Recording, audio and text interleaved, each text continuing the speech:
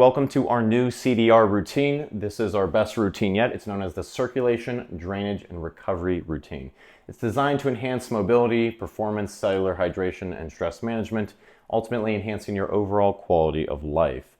We designed this program for pretty much all walks of life, all age groups, whether you're 5 years old or 89 years old, living in a nursing home, or you're a stay-at-home mom or a pro athlete. It doesn't matter. This is for everybody and anyone. It's an awesome routine. It's the foundation. It's the blueprint that's been laid out for everybody to maximize, again, circulation, lymphatic drainage, and ultimate recovery, which will enhance every aspect of your performance and quality of life.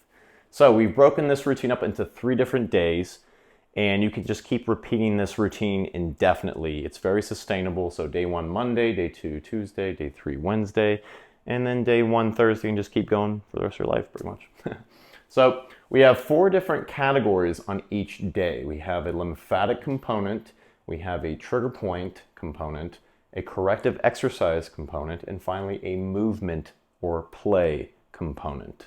All these are essential. They don't have to be done in order, but it is recommended to be done in order. But you can separate them throughout the day. You can do all in one go in the morning, midday, evening, afternoon, whatever. Or you can separate it throughout the day. It's really up to you. So let's get started. Day 1, we're gonna start with our lymphatic component, dry brushing. So every time on day 1, we're gonna be doing dry brushing. You can extend your dry brushing sessions up to 1 to 3 times a week. So a dry brush is going to look like this. We're gonna do circular motions. We're gonna go into more detail in the video. Should take 5 to 10 minutes, no more than that. And then next, you're gonna be doing your trigger points. We're gonna have 3 trigger points each day.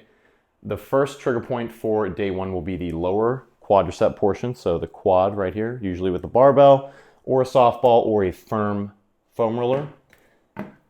So we're going to go the middle bottom quadricep head here, as well as the vastus lateralis, the IT band, and the VMO and the inner groin. So this whole band here.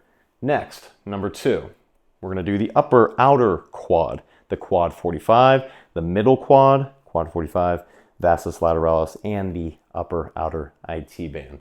So this, and then finally we'll finish off with the abdominal region, primarily the psoas, which is pretty much the iliopsoas, basically a hip flexor, which can be found through the belly button.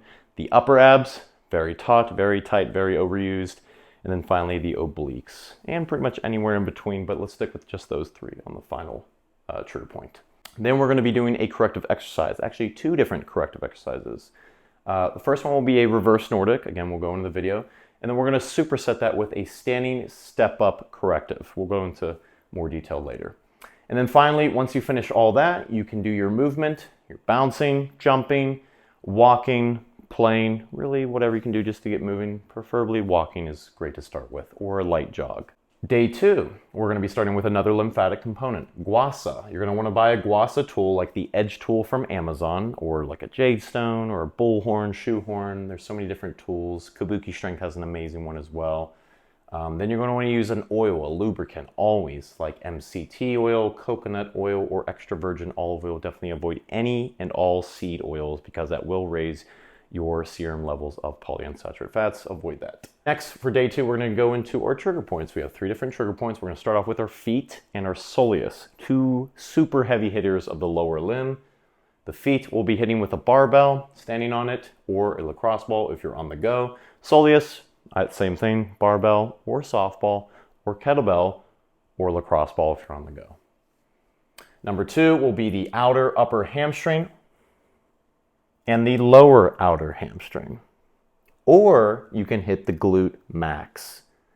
And you can just change it up as you feel as the weeks go by, the weeks progress. And finally, number 3 for the trigger point section will be the upper lats and the rear delt. So this whole region right here. So the correctives that you will be doing for day 2 will be the internal rotation hinge and the internal rotation squat. We'll go into a lot more detail again on the video. Finally, finish off with your movement, bouncing, jumping, walking, playing, preferably walking, or a light jog. Anywhere from 10, 20, 30 plus minutes. Finally, we're going to finish off the week with day 3, a lymphatic component, hot bath. And again, guasa you can do 1 to 3 times a week. Same thing with the hot bath. Same thing with the dry brush, 1 to 3 times a week. The hot bath, we're going to start off with. The hot bath, probably going to be doing that at night. Depends, whenever you can fit it in. Like I said, it's a very flexible routine. You adjust it as you need. The hot bath will be 20 minutes at the very minimum. That's a great place to start because sometimes they're very intense because ideally we want to be 30 to 90 minutes. That's pretty tough. But roughly 103 degrees to 110 degrees at a sustained temperature is what you want to get because we're trying to melt these plastics and these hardened fats, and that's the only temperature that we can get to that will melt these plastics and hardened fats appropriately. But you have to have that sustained amount of time as well. On top of that, you're going to want to put your bath with a water filter, shower filter, magnesium chloride, sea salt, magnesium bicarbonate, or sulfate. You can just do Epsom salt if you want, that's fine. Apple cider vinegar, some type of acid in there to neutralize any of the toxic chlorine. Raw milk is good also to soften the skin, or coconut cream. Clay to absorb any volatile toxins coming out of the body so they don't recirculate, as well as a solvent like vitamin E. You can even use charcoal to kind of soak up the poisons because we're going to be releasing and dumping a lot of toxins in the stomach. You want to make sure that they're not recirculating throughout the entire body.